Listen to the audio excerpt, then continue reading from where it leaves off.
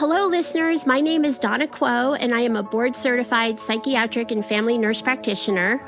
Welcome to the Brighten Up podcast, where we pull up the shades and shine the light on mental health topics both affecting and improving the lives of families.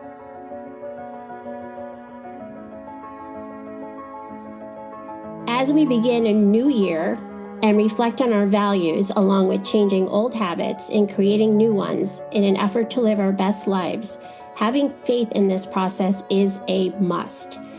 Faith is often considered a pillar of life for many people, as it provides a foundation of belief, purpose, and resilience. Today we have the privilege of talking with Father Chris Looby, a Catholic priest known for pastoral work and daily reflections on the weekday Mass readings, which he shares through the Father Chris podcast.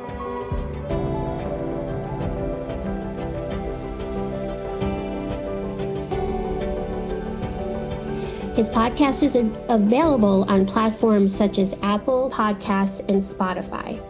This past August, Father Chris was formally designated as pastor of 3 parishes, St. Alexander, St. Augustine, and St. James in upstate New York.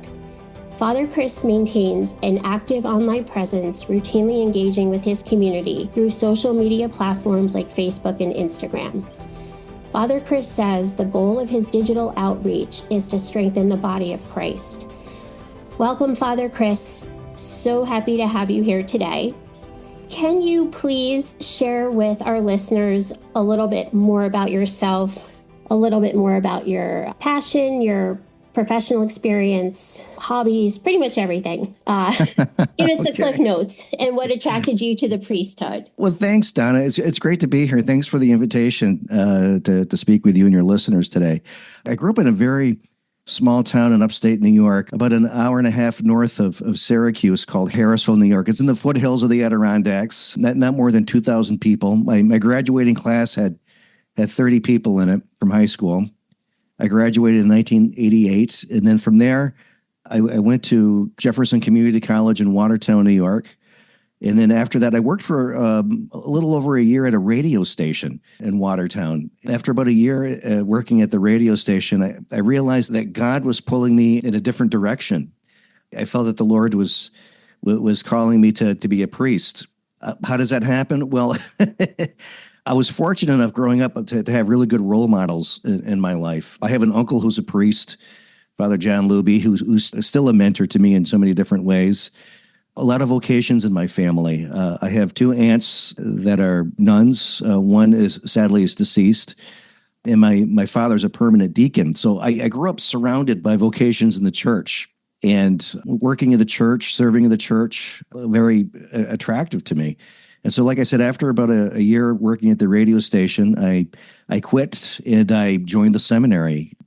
At that time, we had an undergraduate seminary in Ogdensburg, New York, called Wadhams Hall Seminary College. I went there and I earned my bachelor's degree in philosophy. And from there, I was sent to St. Mary's Seminary and University in Baltimore, Maryland, which, by the way, is the oldest seminary in the country. Is that right? It was founded in 1792, the early days of our country. It's still in operation today in Baltimore, Maryland, and that's where I went to do my graduate studies. I graduated from there in 2001 with a Master of Divinity degree, and I was ordained that May in 2001 as a priest.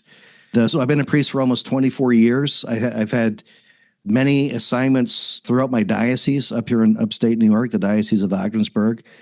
I love being a priest. I tell people all the time, I get the greatest job in the world.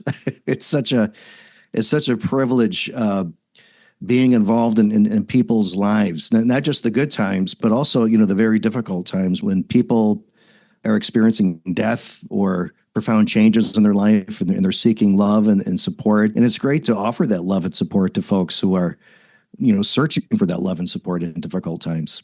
Absolutely. I mean, you radiate wisdom and positive energy and the body of Christ in your delivery through your homilies. Oh, thank you. are so relatable for everybody listening. I met Father Chris when he was assigned to Our Lady of Lourdes in Scroon Lake, New York, before he was transferred this past summer, and really looked forward to attending his homilies, his interpretation of the gospel, and applying it to everyday life. He's very talented and has a very bright light. I definitely think God was pruning you at that radio show before you entered the seminary. I use a lot of that experience, even today, that radio experience. It comes in handy, especially when you're doing podcasts like you and I are doing here. Yes, absolutely. Right. It's. I don't think it's any coincidence that we happen to meet up. It's a bit random, but it's fun, right? And it gets the message out there. So. And I'll share with you just real quick. I have a cartoon that says of Noah's Ark when, the rainbow is out over the water and someone says, "Noah, where are we?" He goes, "I think we're in Scroon Lake, New York." I don't know if you've seen that, but I'm going to have to send you that. I haven't seen it, but there are some days now where I wish I was back in Scroon Lake, New York, enjoying that rainbow. Yes. Well, those were great days there. I know. And turning the page and touching many more lives now. And Plattsburgh's a wonderful area too. It all is really so much to explore and see. Yeah. So it sounds like you really grew up immersed in our Catholic faith, with your family also being connected and having relatives who are priests and nuns. And you had, it sounds like, a front seat to really understanding the role that faith plays in strengthening family bonds. So what do you think, for our listeners that might not have that immersion or really not know much about faith, what would you say, what role does faith play in strengthening family bonds? Well, let's just think about what it does for us as individuals, first of all, and then move to families from there. When we center our lives on faith, a relationship with God, it can get us through some very difficult times. One of my favorite stories from the Bible, from the Gospels, is that Jesus and the disciples are on the boat, right? And then all of a sudden the storms pick up. But Jesus calms the storms. That boat is a symbol of the journey of faith. Life is like traveling in a boat through on a lake. Sometimes the lake is calm, we're enjoying ourselves, we're having a great time, but what happens when the winds pick up and the waters get choppy? We got to remember that Jesus is always in the back of the boat. He's in control. And that helps us as individuals, and that can also flow into our families when we base the life of our families on a relationship with Christ, right? Let's think about that for a second.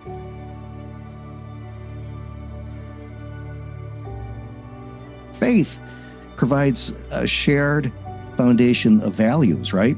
And beliefs and practices that foster unity, which is very important for families, and also understanding within a family.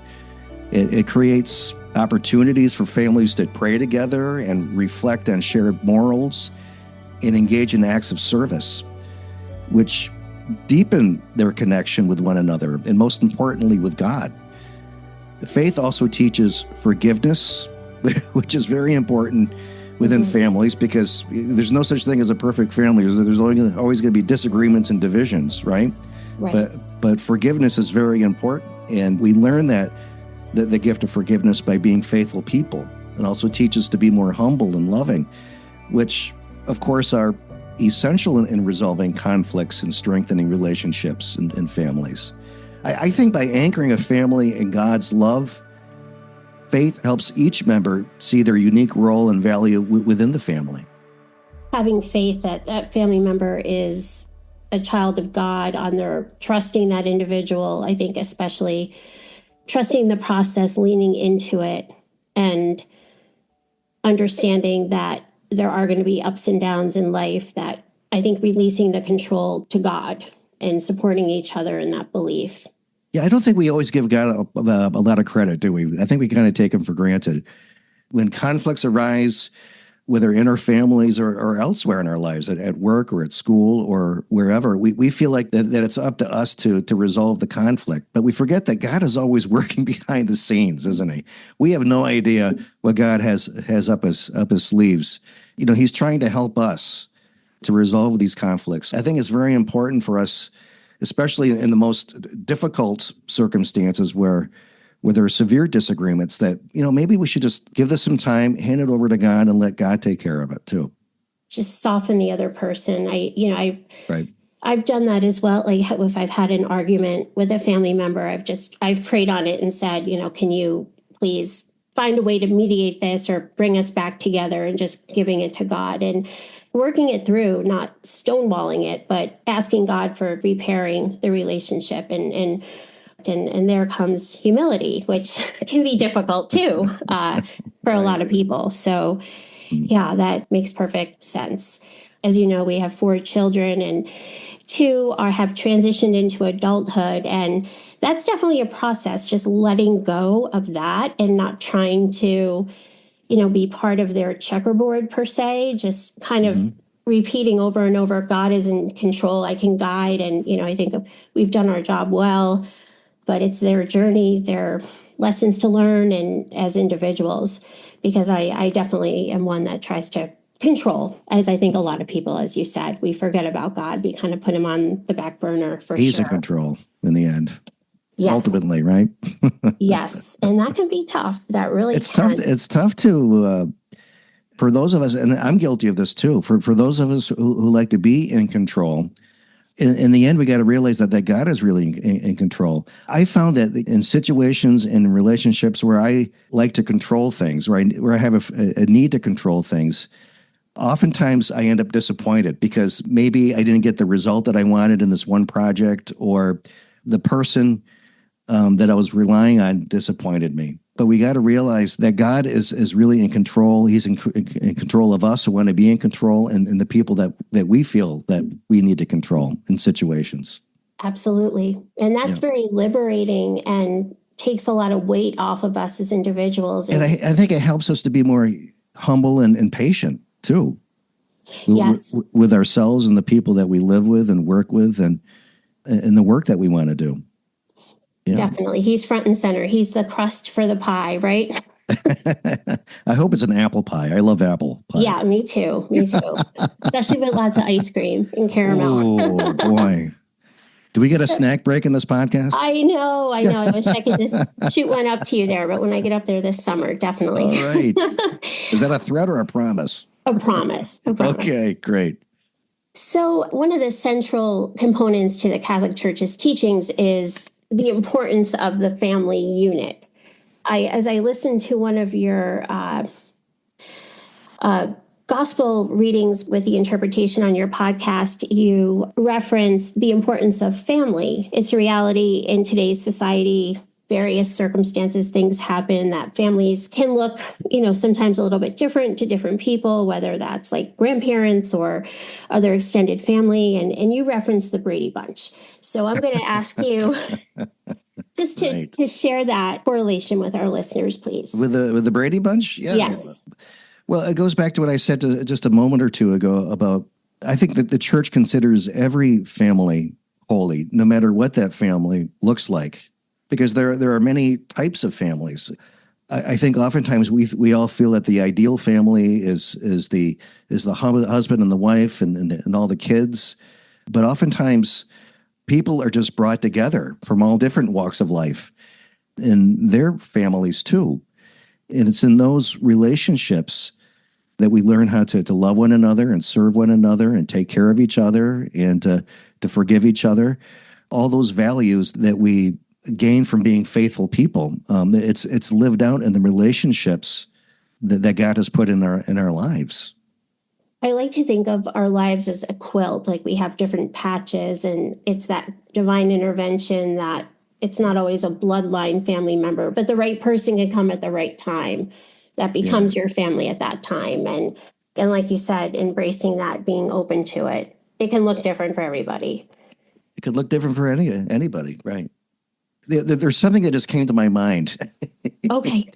The Catholic Church has this beautiful image of family they call the domestic church. They call families the domestic church. And the idea there is that, in families, that's where the rubber hits the road, really. The primary place where faith is nurtured and lived out is in the family. Families are the building blocks of society and the church itself, reflecting the love of God through their relationships. In families where children first learn about God's love and their compassion and mercy, and the church recognizes the family's essential role in passing down faith and fostering the moral and spiritual growth of future generations. So I just love that image of families being the domestic church. I think when we think of church, we think of that building on the corner where we go to on Sundays. It's that, but it's more. It's also in the homes that we live in and that we share with other people, where we live out and share those values together and live out those values. So important. It really planting the seeds of faith values. It starts in the home, and that's how it's passed on generation to generation. Without it, absolutely, it's pretty scary to think what happens, right. What can happen. And, we're blessed really in our faith to have, such a strong church with such passionate clergy like yourself. It's so important. And I think leading into the next question, I tell my patients, I use this line a lot, that, you can't really stop the waves in life with difficult times or unpredictable negative events, but you can learn how to surf. There you go again. You can learn how to surf. Right. But I really should replace that with God knows how to surf, or will help you. I love that image. That's great. Yes. God is a surfer dude. I love it. Because as to your point about really having, those vulnerable moments, if there's an illness in the family or a tremendous upset, somebody passes, it could just be paralyzing and so difficult and so heavy. And I think if you're starting from scratch with really no basis or foundation, or not having that faith, that's especially a heavy lift. And I'm sure you've encountered that and had to help some of your parishioners get on like a speedway to faith. Mm-hmm. So what are some practical ways, Father Chris, that you would recommend incorporating faith into the daily lives of families outside of church, into the domestic home? A great question. I love lists, and I came up with 5 things, 5 ways that families can incorporate faith in their daily lives. First thing that they can do is pray together every day. Whether it's a short morning prayer or grace before meals, or just praying together before you go to bed. Regular prayer fosters a habit of turning to God together as a family. The second thing is go to church together.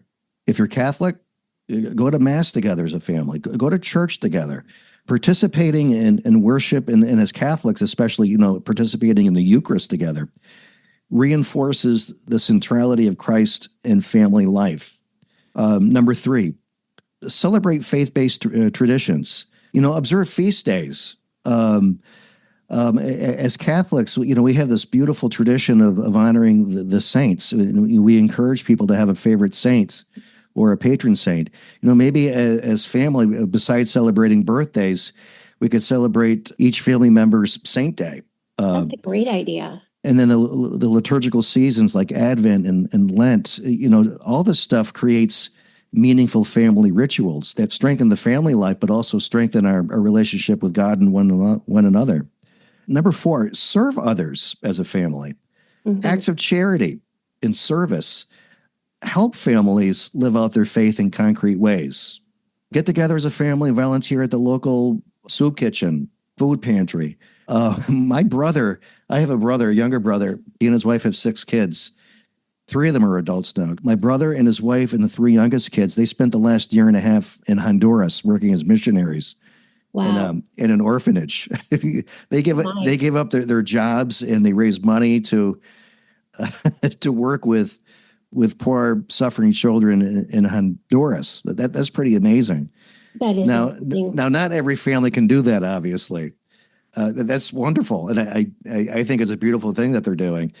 But families, they don't have to go all the way to Honduras to be of service. There are ways in your own community where you can do that. like I said, the soup kitchens, the food pantries, volunteering, reading at nursing homes.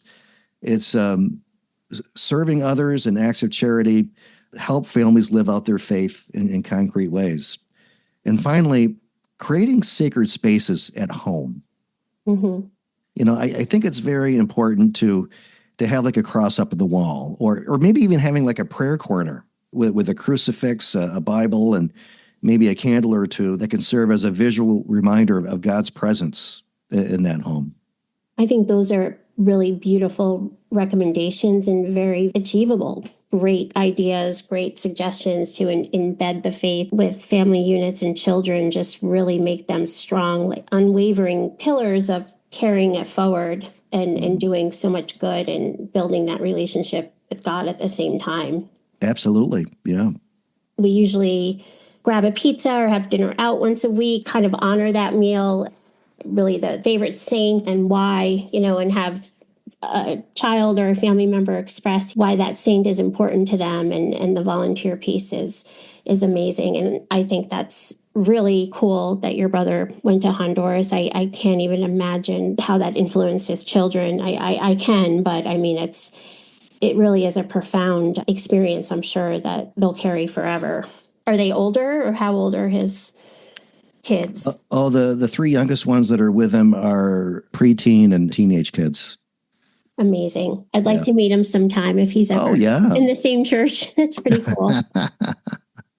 So we know, living in this secular world, we're constantly, everywhere we go, there's bumper stickers, there's messages, there's different things pulling at us and our kids that definitely can make our job a bit more difficult as maybe parents or grandparents or whatever your family looks like, with trying to, not only keep ourselves on track, but our kids. And, while social media has many wonderful aspects, it's also been, just another avenue for mixed messaging to come to kids. So how would you recommend families could balance some of these modern day challenges with maintaining their faith? That's a challenging question. I know. As you pointed out, but families are split in a million different directions these days, aren't they? Yes. And we even see that here in the parish. It's tough scheduling things for children and families because you're competing against school activities and community activities that take place on Sundays and on the weekends and in the evenings. But it's not impossible. Balancing faith with these modern challenges requires intentionality. Mm-hmm. I love lists. So yes. I came up with five ways that we could do this. First, you got to set priorities. Right. Like Sunday. Let's face it, Sunday really isn't a day of rest and keeping it holy as much anymore as it was when we were growing up. Mm-hmm. But we need a priority to make it holy in a day of rest and a family day. Let's keep it sacred by avoiding unnecessary commitments and ensuring the time to go to Mass. It's only 1 hour out of your day, out of the weekend. Right. I don't think it's that hard to do. And finally, also rest. I think it's I think it's very interesting. This morning in the Mass, the Gospel reading was that great story where Jesus spent the whole day preaching and teaching and healing and even healed Peter's mother-in-law. The next day, he rested.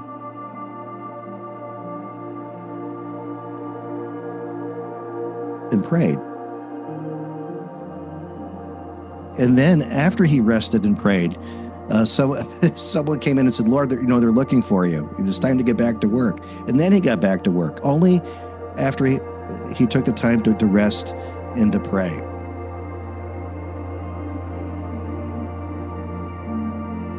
I think we need to follow Jesus' example. I think we live in a day and an age and in a culture where we think we have to be doing something all the time. Go, go, go, go. And we wonder why we're all up. It seems like most of us are stressed out and tired and we don't have time to pray. But Jesus saw it as a priority. Why can't we? Especially when we consider us, his followers, I think the best way to follow him is take his advice and take the time every day, not only to rest and to pray, to talk to him and to ask him to give us the strength and the courage to be his disciples, to be the people that he wants us to be. The second thing is limit distractions. Establish boundaries. Establish boundaries for technology, like the social media that you just mentioned, and use that time for meaningful conversations with each other and shared activities, playing games with each other, or acts of service as a family, like we already mentioned. I love that. Number 3, foster open communication. Discuss current issues in the light of faith, ensuring all voices are heard and respected. Stay connected to the church, participate in parish activities, seek guidance from clergy when needed, and finally, model faith for each other. Obviously, parents should lead by example, demonstrating a life rooted in prayer, forgiveness, and compassion. The only way kids are going to learn how to be good disciples is when their parents teach them how to be good disciples, right? Right. Parents are the first teachers of the faith. We say that all the time, especially when parents come in to have their kids baptized. We tell them, you're going to be the first teachers of the faith. And that means you're going to have to teach your kids how to pray, how to love God, how to love each other, how to forgive each other. And you really, that's a big job, and that takes practice and, like you said, ongoing grace to inviting God and asking for the strength to carry out that role. And I think as a parent as well, we are human. Sometimes we mess up, or we're tired, or we might fall short, and prayer, especially during those times. And then humility, apologizing or say, this is something we could have done better. Let's rewind this. So maybe have you make a different decision and how I'll make a different decision. Not all the time, but, just part of the stress of life, inevitably. And I like the idea of the conversation. One of the things over Christmas that I bought were these intergenerational conversation cards, and they were a big hit because I was finding the kids really could be very attracted to their smartphones, and we did put some parameters on there to have some more meaningful connection as a family. That's a great idea. I love that. Yeah. Yeah. So another like, hey, what did your grandfather do for work? Or what was the best day with your grandmother? It was really neat. It was especially impactful for our 13-year-old Christian who, kind of went through a phase of rolling his eyes when grandparents came in through the door, of holding his phone. So we transitioned to a flip phone for 4 weeks. And I said, you can have this phone back when you're able to engage and connect in a godly way and show the respect to family members. It's an ongoing challenge, though. And like you said, the 24/7, the sports schedules, makes it difficult, but it is 1 hour, and nobody ever goes to mass and comes out and says, I wish I didn't go. I mean, the presence of I agree. The Holy Spirit and it just shifts. It shifts you, it lightens you in the Eucharist. What advice would you give to families who might struggle with their faith or find themselves maybe divided in their beliefs? Like, say you have a believer and a non-believer. How do you handle those situations? Wow. You're right. Struggling with faith or differing beliefs within a family can be very challenging. But I also think it's an opportunity for growth and dialogue. And so here's my advice. Again, here's my last list, Donna. Okay. I love the list, and we're going to put them out there too in bullet points. So good. Thank Great. you. Sure. Well, here's the first thing. Cultivate respect. Acknowledge each person's journey and beliefs without judgment. Right? Yes. Seek common ground. Focus on shared values, like love, kindness, and service, which transcend religious differences. We may not agree on everything, but we could agree on the important things too, which unite us and can help us overcome our differences and respect and love each other. Pray for unity. Pray together or individually for understanding and reconciliation. Engage in open conversation. Create a safe space for discussing doubts and questions without fear of criticism. And finally, turn to the community. That's what church is all about. Those people that you share a pew with around the altar, they may look like strangers on the outside, but in reality, we're there to support each other. We're all going through the same struggles, and we need to love and support each other. And so, reach out to your faith leaders, your pastors or counselors who can provide support and guidance. Above all, we need to trust in God's grace to work through these challenges and bring healing and unity to your family. Model that, as you said before, just that that compassion, that respect, not being judgmental, but living out, being a living testimony of love, essentially. And absolutely. Amen. And I think I realized this working in mental health, that just because, you might not see an outward dent on someone's outside home or their car, or, or high blood pressure reading, there's a lot going on internally with emotions and mental health that can get quite heavy over time if you're trying to navigate that on your own. Medication, can help, but it will get you maybe at best 1/3 of the way there. But it doesn't replace having a positive relationship with another person or with God. Right. Yeah. That's essential. And you can never do it alone, Donna. No, I know. And trust me, I've tried for a lot of years. I've gotten better though. I realize it now. It's much more liberating. So I wish I knew everything at 20 that I know now, but that's not the way it goes, right? Right. That's why hindsight is always 20/20. That's right. Okay. That's where that came from. Okay. I didn't know. Yeah, that makes sense. And you're right. I mean, I think about where I worked as a nurse or in my 20s at Duke University, and there were medical professionals really from all over the world, like the best of the best. And there was that common thread of kindness, compassion to people who were ill, respect. So, I mean, I like what you said. If you have differing beliefs, or, that is something that's just a constant, I think, that crosses red lines for sure. On a positive note, it's very encouraging to read that Bible sales have been through the roof, steadily increasing over the past few years, up to 15 million in 2024 from 9.5 million in 2019. This is awesome. What are your thoughts on this? I think that's not only encouraging, but fantastic. That's incredible. One of my favorite quotes from one of my favorite saints, Saint Jerome, who is a great scholar of the Bible. Jerome translated the Bible from Greek to Latin, which gave it a wider use to the whole world at that time. He once said, "Ignorance of Scripture, ignorance of the Bible, in other words, is ignorance of Christ." So that means we need to base our faith. We need to base our lives on the Word of God, right? It's those stories from the Bible where we learn about who God is and what God can do for us, and that's why the Bible, the Scriptures are so important in our faith. We need to read the Bible. We need to pray over it, so that we can learn more about who God is and what God can do for us.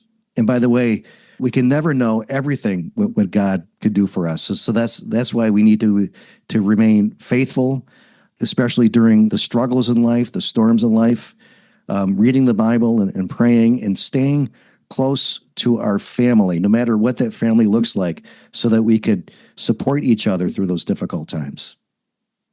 The Bible, as old as it is, I mean, it's so applicable. 3,000 years, yeah. I'm embarrassed to say how many years. I'm sorry. 3,000, at least 3,000. Okay. Well, you got to remember, it's 2,000 years for us Christians, right? Right. plus at least another 1,000 years before that for the Old Testament, the Hebrew scriptures. And so many of life's difficulties and problems, it's auto repeat. They were happening 3,000 years ago. And I'm amazed that the answers to most all life's dilemmas really can be found in one way or another by reading the Bible. You're right. I think that tells us something about us humans, doesn't it? In the moment, no matter where we are, in the present moment, we think that we have it all together. We have all the answers. And we're so sophisticated, right? Especially. But really, we're no different from those people that existed in the Garden of Eden 3,000 years ago, or so we think. We still deal with the same struggles and anxieties and worries and situations that make us human. Really, That's right. Really, yeah, we're still the same people thousands of years later. And I think that what we learn from that is that no matter how much we think that we've evolved as human beings, we still need God in our lives because we still deal with the same struggles that the human beings have struggled for millennia. And we need God's help.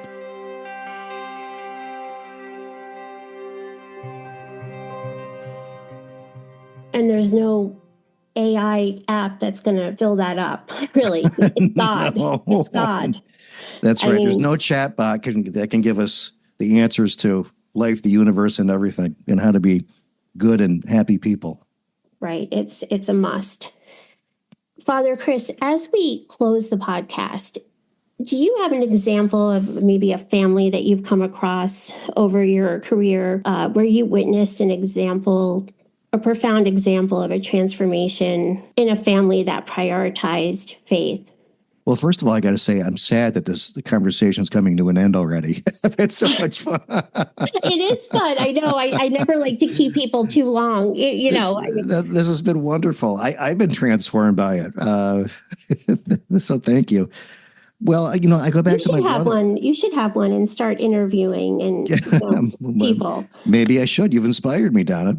Yeah. I've encountered many families over the years. Well, first of all, I just want to go back to my brother's family and what they've done in Honduras, giving up their comfortable lives here in the United States to go to Honduras to work as a family in an orphanage. That's very inspiring to me, but not everybody can do that. I can think of numerous families where they seem to be like on the verge of falling apart for whatever reason. Maybe they're dealing with disagreements over politics or addictions or just mental illness. Mental illness is everywhere now. Because we live in such stressful times. And Father Chris, a lot of my patients, I still am practicing out of New York. So most of my patients are, so I know a lot about like kind of the mental health in Plattsburgh and, down to Albany, but I have mostly the North Country. So yeah, and it's everywhere. Yes. It's everywhere. There are too numerous to count on my hands. I don't have enough fingers to count the number of families that when they decided to make faith a priority and church a priority, they started coming to church together to pray together. Maybe one of the parents missed confirmation when they were growing up. And they decided to go through the confirmation process with one of their kids, and they were confirmed together, or just baptized. Becoming a Catholic or a Christian as a family. Those families grew together. They became more close knit, and there was a lot of healing in those families. So that tells me that you can never underestimate the power of faith in the life of a family. It's so true, and just it will carry people like a life vest, children and generations to come by prioritizing and inviting faith. I went to a couple with our older two, or younger two are still too young, but we did a couple of trips to Indianapolis for the Catholic youth conference. And the big trip we took really as they both were really, the last big trip was really just the three of us a couple of years ago was going to World Youth Day in Portugal. And Oh, wow. it's really nice to hear them just reference that and lean back on that.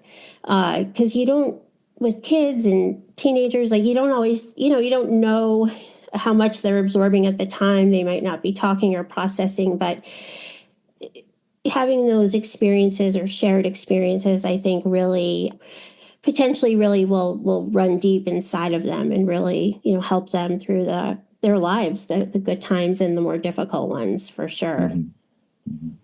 But I love, I love that example of your brother. I just and They're how great folks.